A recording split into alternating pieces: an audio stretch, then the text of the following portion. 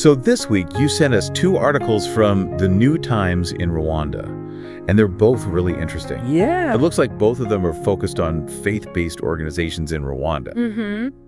The thing that stood out to me right away was that one of these articles was published on Monday, March 10th, 2025, and then the very next day, Tuesday, March 11th, they published another article. Right. It seems like maybe we're getting a couple of different perspectives on a really similar topic. Absolutely.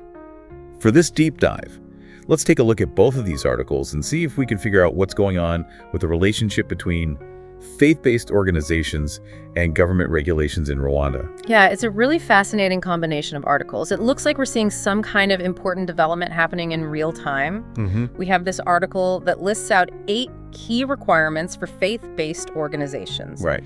Then, almost as a follow-up, we get this article about 20 faith-based organizations whose legal status was revoked by this group called the RGB. Right.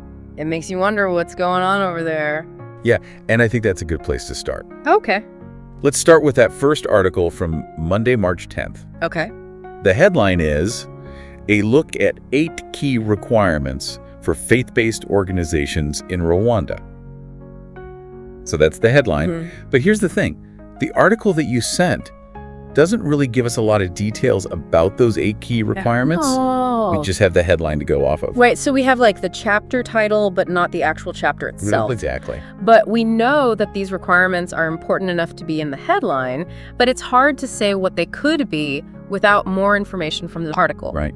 Governments usually look at things like financial accountability and how organizations are run, whether they follow the law, and what kind of reporting they do. Of course, these are all just general areas, but it gives us something to think about as we try to figure out what these key requirements might be. Absolutely, and where this article is in the newspaper also gives us a clue about the context. Right. It's in the news section, under the religion subsection. Yeah. The editors of the New Times must think that this is important news in Rwanda when it comes to religious affairs. We also get a really powerful image with this article.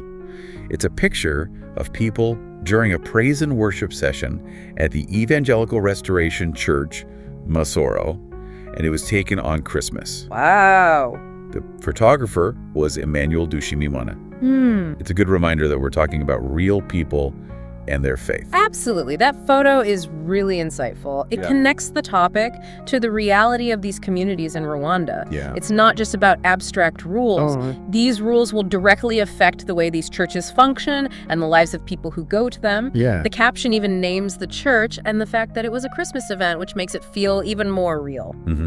And the article was written by Emmanuel Ntiranganya. Okay. It also has the stuff you usually see in an online article, like a share button, a link to About Us, subscribe, advertise, and contact us. That gives you a sense of how the newspaper works and how they talk to their readers. Right. The fact that they have subscription options makes me think that they really want to cover topics like this for people who are interested in them. Exactly. Even though those parts of the article seem small, they're actually important for context. Yeah. They tell us about the source of the news, and that it's a professional organization with its own way of sharing information and connecting with its audience. Right. This makes their reporting seem more reliable, even if we don't have all the details from the article. Yeah, that makes sense. All right, so we've looked at that first article pretty closely, considering what we have to work with. Now let's move on to the article that was published just one day later on Tuesday, March 11th. Okay.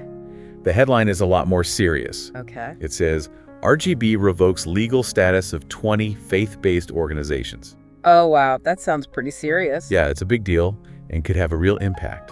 Absolutely. When an organization loses its legal status, it can't really function properly. Right. It affects all kinds of things like money, property, and even their ability to do things in public. For religious groups, it could mean they can't hold services, do outreach, or even exist as a recognized group anymore. Right, and just like the first article, this one also has a photograph. Okay. The caption says, Umuriro wa Pentecote Church is among churches whose legal status revoked. Wow. So we have a specific example of a church that's affected by what the RGB did.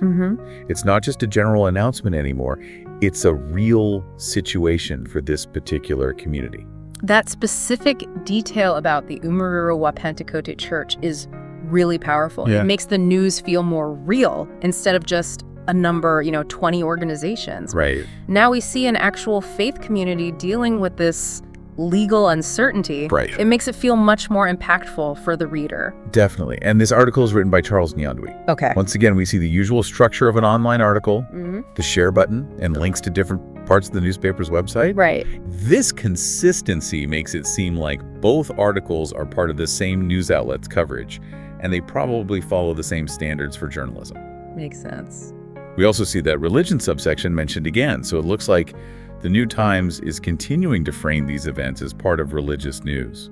Yeah, having the same format across both articles suggests that the New Times probably sees these events as connected. Right. It's unlikely that it's just a coincidence that these two stories, with such similar themes, were published on back-to-back days and in the same section. Yeah, I think you're right. They must be part of some bigger story about religion and government rules in Rwanda. Okay, so let's look at these two articles together. Okay.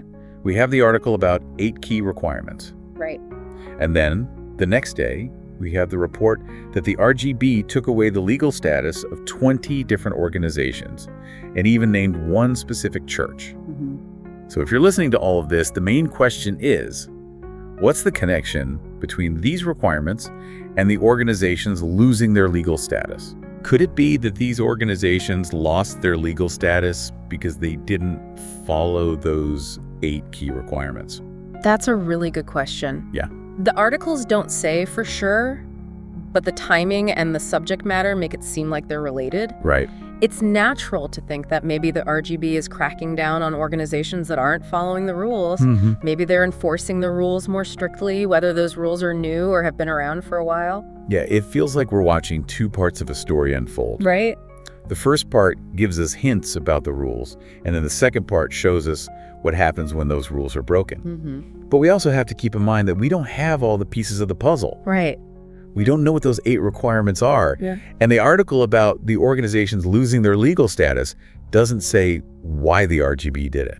You're absolutely right. We're working with incomplete information. Yeah. That happens a lot with news that's just breaking. We can guess based on the timing and the shared themes, but we can't say for sure that not following those 8 requirements is the only reason those organizations lost their legal status. Right. There could be other things going on that these articles don't tell us about.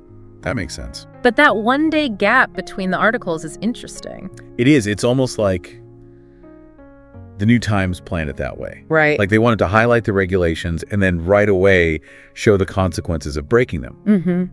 It makes you wonder if there's more to the story that we'll find out in the coming days or weeks. Yeah, it does make you wonder. That's a good point. It seems intentional, the way they put those two articles so close together. Right. It might be the newspaper's way of getting people to pay attention to this issue. Maybe they want to encourage people to talk about it or get an official response from the government or the organizations that were affected. Right. It certainly creates a sense of anticipation. It does. And the fact that both articles are from the New Times, a Rwandan newspaper, shows how important this issue is locally. It's not just some small international news story. It's a big deal in Rwanda, and their national press is covering it closely. Right. That emphasizes that the connection between the government and religious organizations is a big deal in Rwanda. Yeah. Whether these organizations have legal status and how they're regulated is a topic that people are definitely talking about and debating. Exactly. So to recap what we know from these two articles, Yeah. there are 8 key requirements for religious groups in Rwanda. The RGB has revoked the legal status of 20 of these organizations. And we even know the name of one church that's been affected. Right. Based on what we have here, the big question is, how are those requirements connected to the organizations losing their legal status? Yeah, that's the key takeaway here. Right. What do you think those 8 requirements could be? And what kind of things would make a government agency like the RGB decide to take away the legal status of 20 groups all at once? We can assume from the context that the RGB is some kind of regulatory authority in Rwanda. Yeah. It makes you think about what's happening with religious organizations and the government in Rwanda right now. Definitely. Is this just normal procedure, or does it mean that the government is starting to watch religious groups more closely? Right. What else would we need to know to really understand what's going on here? We need to know what those 8 requirements are. Yeah. And we need to hear from the RGB why they decided to do this. That's right. Those are the missing pieces that would really help us understand this whole situation better. Exactly. These two articles give us a little peek into something that seems to be changing, but they also show how hard it is to make any definite conclusions without more information. Right. It makes us think about the bigger picture of how governments and religions interact, how important legal frameworks are for organizations, and how changes in regulations can affect religious communities. What does all this mean for religious freedom in Rwanda? And what about the role that these organizations play in Rwandan society? Yeah, it gives you a lot to think about. It really does. Even though these two news articles seem pretty straightforward, they bring up a lot of questions about government, faith, and how they work together. Absolutely. Thanks for sending these to us. It's a good example of how even a few small pieces of news can point to a much bigger and more complex story. I agree. It's fascinating. It is. I'm looking forward to seeing what happens next. You too.